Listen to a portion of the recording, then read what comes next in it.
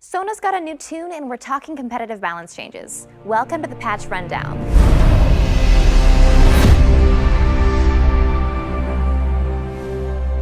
Hey guys, Miss Pudding here. This patch is one of the last we've got leading to the World Championships, so we're making a ton of changes aimed at promoting competitive diversity.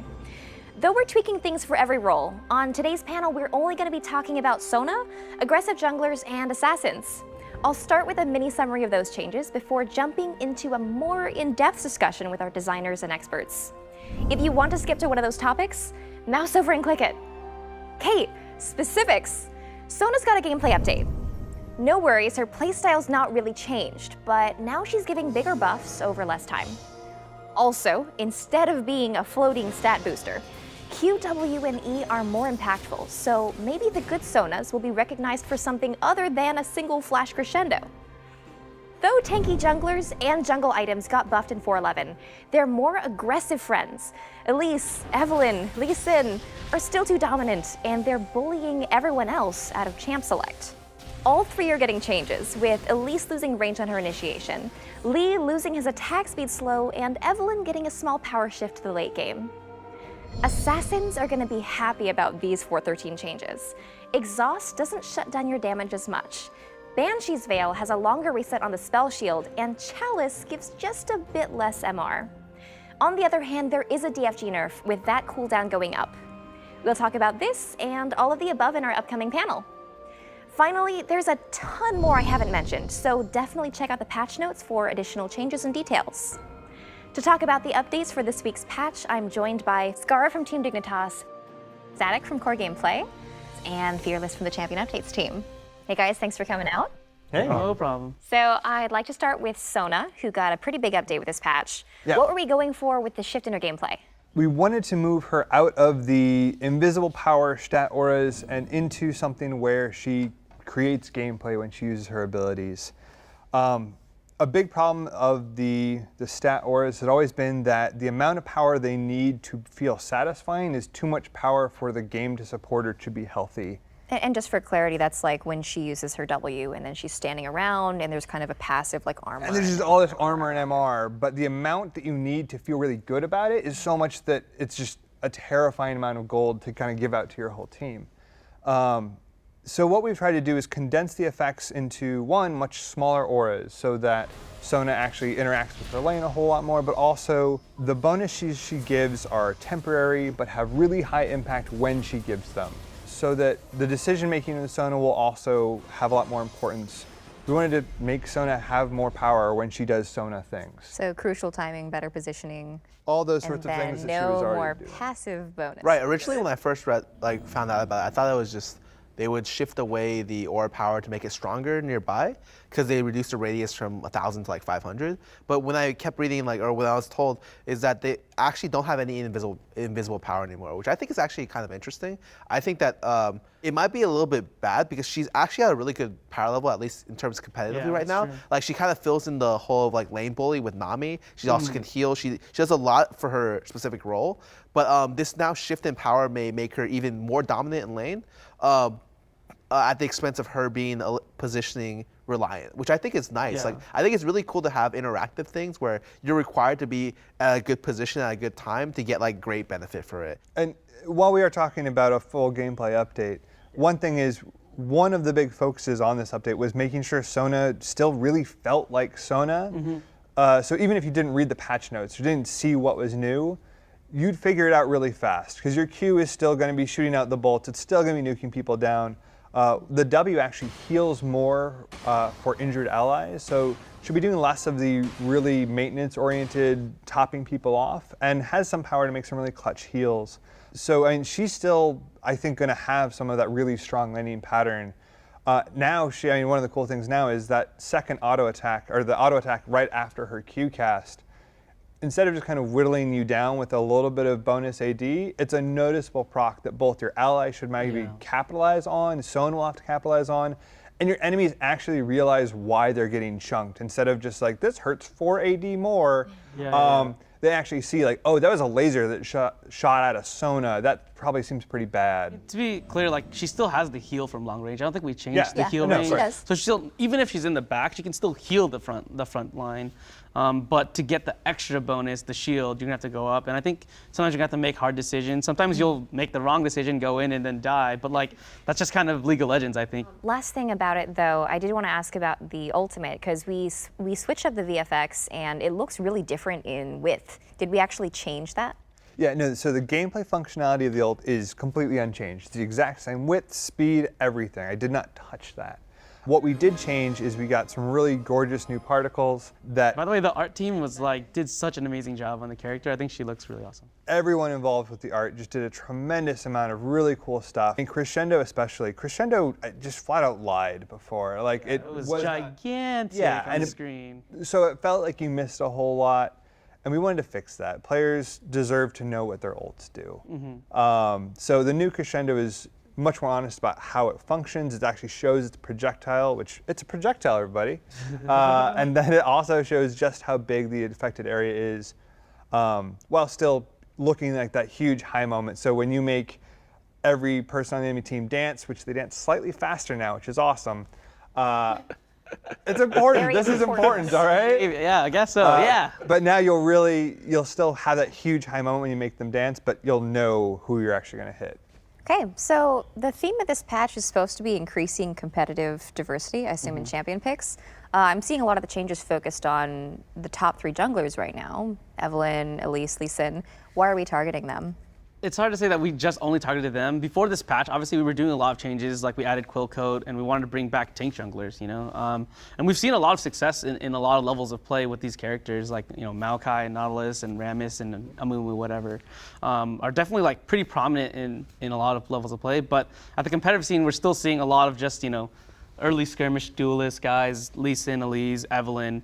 Like these are the guys that we see like every game. We're like, hey, what's going on? You know, like we wanted to try to like attack it from a different direction, but honestly, at some point you have to realize that these guys are kind of drowning out the other possible picks. The first thing I have in mind is like, what was the idea behind not nerfing any of the early damage or any of the damage in general from Elise or Lee Sin? Because like you said, a lot of the reason why they're popular right now is just they're skirmish junglers. Like they do a lot of damage early game and throughout the game. So why was the balance changes not focused on the damage portion? Right. I mean, whenever we make a change to a character, we want to make sure we're not removing something players love about the character or really play them for, which is, I feel like Lee Sin and Elise are largely defined by their ability to duel and have damage early. You could argue maybe there's too much there, but we prefer to like look at other options, and I think we did this time around. Okay. On Lee Sin, I saw that you took off the attack speed for Tempest. That was very crucial in late game team fights, like early game skirmishing, as well as why was it the decision to completely remove it and not lower it to like let's say a flat rate on every level? Yeah, I mean we actually, to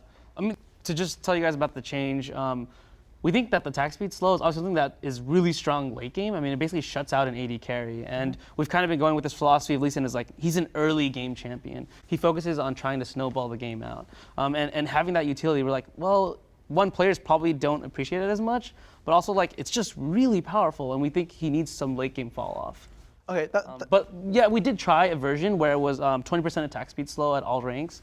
At the end of the day, we said it just didn't feel like it was noticeable, and we were like, hey, can we just make it cleaner? Can we make it less complex? Can we cut it out and then see if we, you know, if Lee Sin needed something else, we can maybe look at other parts of his kit and give it to there. Okay, well that makes sense. I really like what you guys did with Elise repel range. I feel like there's no reason for a champion to have a 1,000 range gap close in the first place, and just nerfing. It is 1,000, huh? Yeah, it's something crazy like that. Crazy. Nerfing the range on that was really vital to be able to stop her like insane gank potential and all that stuff. And I think the width decrease on her E is actually pretty significant. I'm not sure how big that will be until I see it in game, but it's already a skill shot that's missed quite a bit, and nerfing it by like I think 20% almost on the terms of the width is going to be huge in actually seeing people hit it or not. Yeah, I mean our goals are just, hey, we feel like Elise has a bit too much reliability when she goes in. She can basically get to any target she wants, and Cocoon is on, like, yes, it's sometimes hard to hit, but the cooldown's really low. Like, you get to shoot that out a lot, right? So, I mean, like, if she repels right onto you and she does a point-blank Cocoon, those are, there's like, going to be less of a chance that she'll hit you with it. So. And I guess the last thing I really want to bring up is, like, what's the initial thoughts on the fact that you nerf these three champions, that other champions will come up in their wake. Like for instance, right now, I feel like Eve isn't even part of the Holy Trinity. Like there isn't a Trinity right now. It's just. Or if there is a Trinity, Rengar is actually the third best champion. Like Eve's kind of fallen off recently, and Rengar's replaced Eve as a more reliable initiation against the current meta pokey mids, and he's just one of the most reliable forms of initiation in the game. I really feel like Rengar is so strong and has ulti cooldown is really, really low, and he essentially functions as a superior version of Nocturne. And what are your general thoughts about that? I mean, it's hard for us to like predict everything that's going to happen, right? Obviously, we saw some problems with Evelynn that we just didn't like. Like she rushes Randuin's like really quickly in the game, which is really odd for us. We think she's more of a squishy type champion. She's like an assassin-like champion. She should be building more aggressively, which is what I think the changes reflect. As far as Rengar goes, like I think there's obviously still maybe some work we need to do on the character, but he's someone who's rising right now. And I think we want to give it just a little bit of time to see, like, understand what is his patterns, what's going on, why is he so dominant if he is. But you know, going in there and changing him before we understand that, I think is maybe a little bit. You know, it's just happening too fast, I think. Okay, let's go ahead and move on to assassins. We haven't been seeing a lot of them lately, and especially in mid lane, we've been seeing a lot of long-range mages with a lot of wave clear. Do you think that's a problem with mages just being too strong right now, or assassins not really having a lot of strengths? I mean, I think it's like a amalgamation of everything we've done in the last couple patches, or maybe even just this entire season. We've been looking to make healthier assassin play. In a lot of cases, that did nerf the power of those characters because they became less reliable and just weren't as consistent of assassins. And then also we've done changes like we buffed exhaust, we buffed heal, a lot of things that counter those characters who need to go in and do the burst. And if they can't get that done, then they're not as useful. So I think it's a combination of them maybe being like some of them being slightly weak, some of the game just not favoring what we've done. So yeah.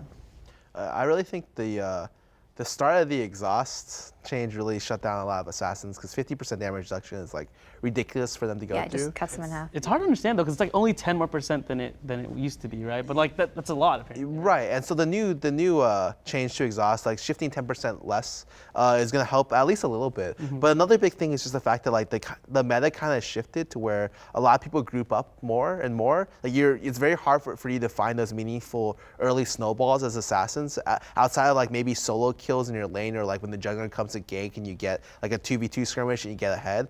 So it's really hard for you to get like these kind of picks and create like pick comps around assassins. Generally right now you'll see a lot more team-based like death ball style, like full 5v5 team fights. Assassins, the word death ball. Yeah. It's just like, assassins tend to really underperform in situations where it's like full 5v5s unless they're very, very farmed. Also, the item changes to Banshees and Chalice, how are those actually benefiting assassins exactly? right now it's like you would poke down a Banshee's Veil and like and then it's back honestly up just already. back up before you can do anything. So the idea behind that change is just like maybe we can open up a slight window where assassins can catch someone out, or maybe they pick him off with a CC and then the assassin goes in or something like that. So maybe it can help them there. I think it helps just everyone play against Banshee's Veil and like kind of turtley kind of compositions. Well, but there's an interaction point of like, Right. an assassin generally has to commit for their kill. If they lose a spell, It's pretty much over. right, like they've lost out Yeah. a tremendous amount of that fight. When Ziggs throws out a Q and it hits a Banshee's Veil, he's waiting for a couple of seconds and then doing his whole thing again.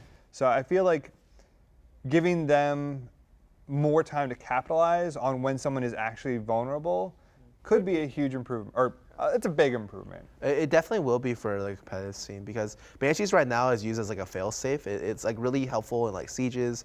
It's really hard to dive anyone with Banshees right now. And since this cooldown is so short, you can pretty much get it recharged on every creep wave. And that's Yeah, something. that was kind of the tuning point there. Yeah, there's really not much counterplay when you can literally just pull back if your Banshees gets popped, wait for the next creep wave and try something else again. Yeah, so that's stalling out games a lot with that. Yeah. As far as the chalice change goes, I mean, we're just reducing some of the MR on it. I think it's just kind of a bit too gold efficient for the item. You're buying it. You should be buying it for the mana regeneration. It'll make them a little bit more vulnerable to magic damage. I don't think it'll have a huge effect, but it'll have some effect. So with these item changes meant to benefit assassins, why did we then decide to raise the cooldown on DFG so significantly? It seems like kind of an opposite. It's definitely something that can look very confusing.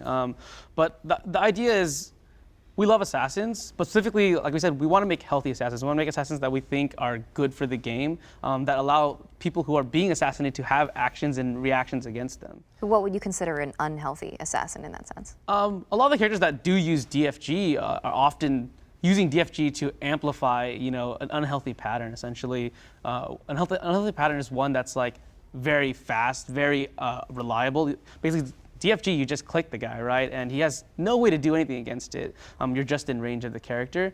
And then they follow with as many spells as they can in that instant to just try to one-shot you before you can do anything. So full combo from right. 100 to 0 I think because of DFG. assassins can be able to do, these big burst combos, but, things like skill shots or things that I can dodge, things that I can react to are important, I think Zed's death mark is actually really cool because you can barrier it, you can do things like that. He doesn't just instantly kill you, even though he deals a ton of damage, Okay, thank you, Skara, Static, and Fearless for joining us today. If you guys are looking for more information, please check out the patch notes. We'll be back in a couple of weeks, but until then, check out the link below and leave us your comments and questions.